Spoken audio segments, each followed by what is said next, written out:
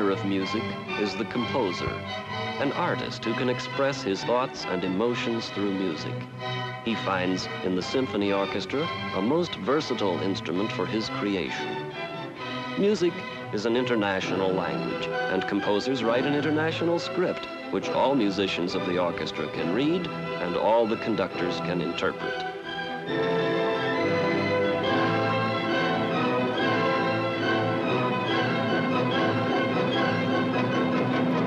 The conductor is, in a way, the musician who plays symphonic music by using the entire orchestra as an instrument.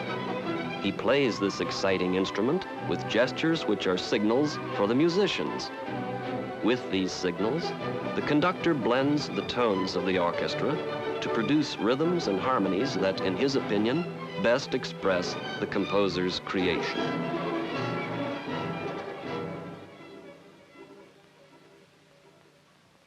The symphony orchestra wasn't always as large as the one you've just heard. In fact, it grew to its present size from a small group of 5 players, the string quintet, sometimes called the Grand Quintet, composed of 2 violins,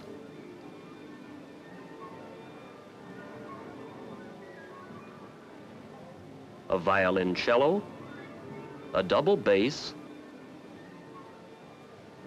and a viola.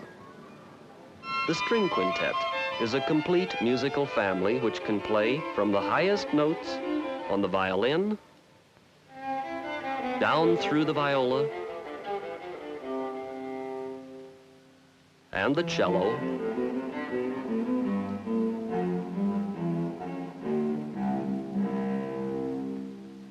to the double bass, which plays the lowest notes of the string group, all the way down to the bottom of the scale. So you can see that with this wide range of notes, the possibilities for these 5 instruments are almost limitless, and much music has been written or arranged for them. Like this familiar Little Night Music by Mozart. One day, the composers felt that more volume and intensity could be achieved if each of these players was not an individual, but a whole section. And so the first violinist became the head of the whole first violin section.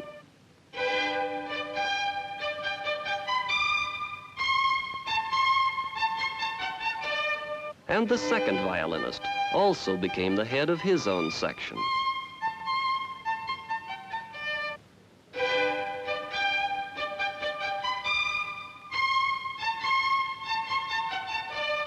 And so did the viola player. He and the cellist also became heads of their sections.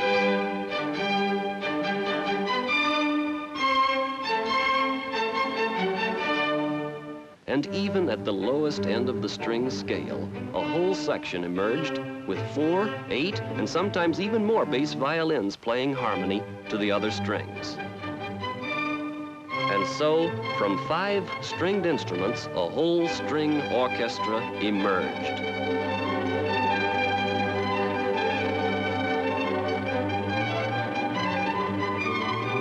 This string orchestra became the basis of all orchestral music through the 17th and the early 18th centuries.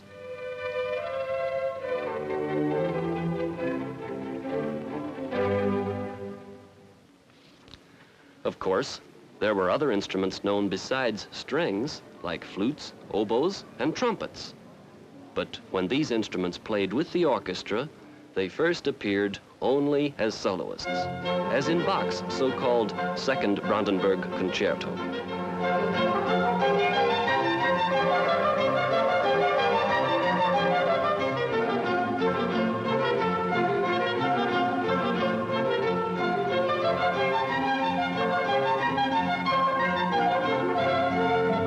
In this concerto, Bach featured not only one violinist as soloist, but he added 3 wind soloists, the oboe, the flute, and the trumpet.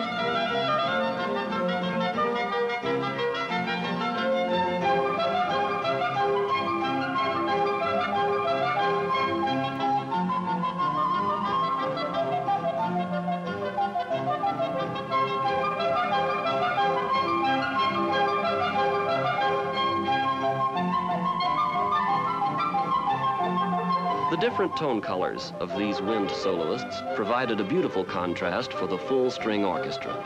And this contrast and variety of sounds became the first step towards a modern symphony orchestra. Here's why. It is not so easy to tell the difference between the timbre of a violin, a viola, or even a cello. But no one could fail to notice the difference in the sound of the clarinet and a bassoon,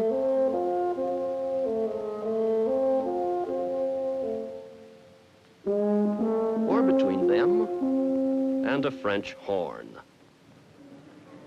When composers added woodwinds and horns to the orchestra, they made the most of this difference in timbre instead of range alone. Notice how Wagner uses these instruments in his Siegfried Idyll. The strings sing the melody, and the horns and the woodwinds support them with colorful harmonies.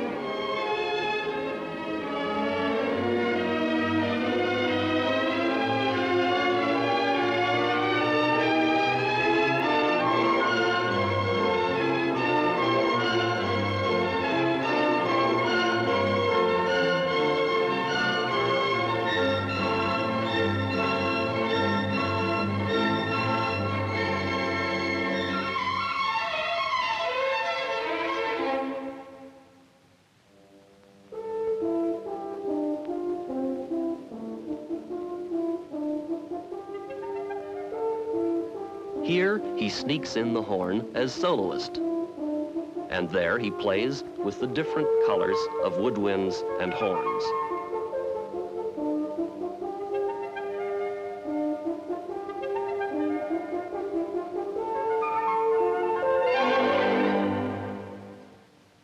When composers began to look for even richer sounds, for volume as well as brilliance, they found it in the third family of instruments of the orchestra, in the brasses, which were borrowed from the military bands.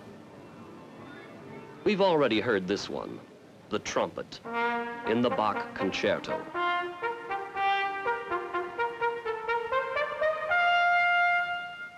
Another type of brass instrument is the trombone, playing different notes in the scale with the help of a slide.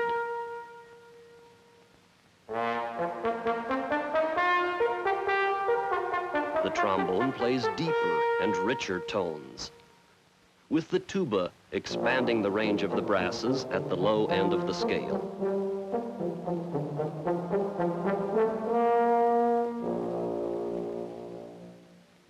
Notice that these instruments have a heavy, noble quality.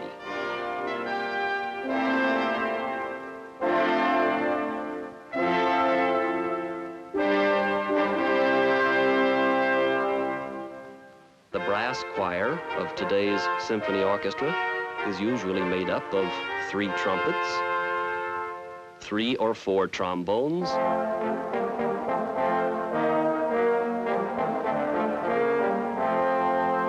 a tuba,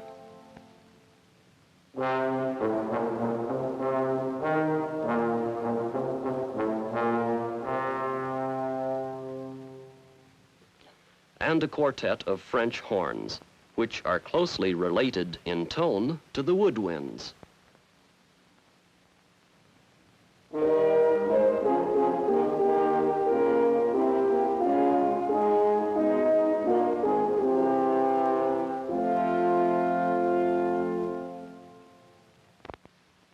Listen next to the opening of Mendelssohn's popular Wedding March, played by woodwinds and strings alone.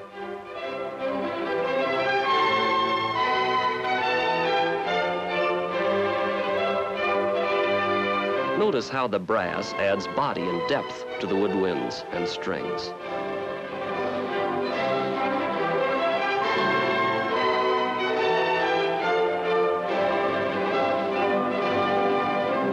The orchestra is now almost complete. Only one element is missing, and that is rhythm. This is provided by the percussion section of the orchestra. All instruments which can be clapped, struck, or tapped are called percussion instruments.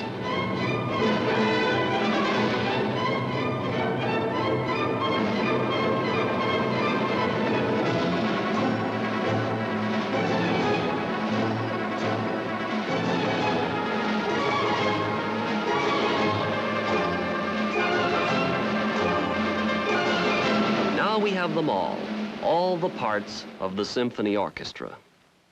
Very often they are seated in a special way, as we see here. The first violins, the second violins, the violas, the cellos, the bass viols,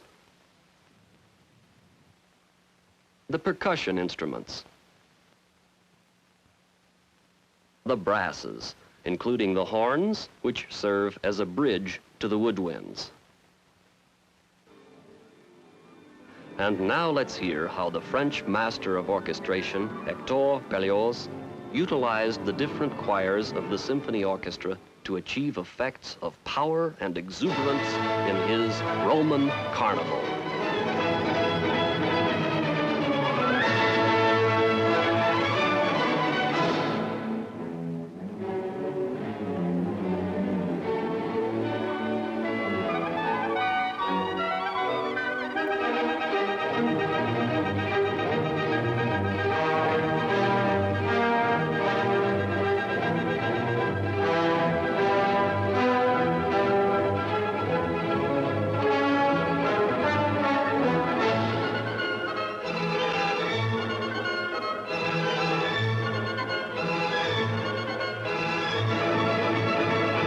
The conductor has studied the score and now commands the attention of all players. His is the challenging task to recreate music of enormous variety of sound, color, and dexterity by a skillful utilization of all parts of the modern symphony orchestra.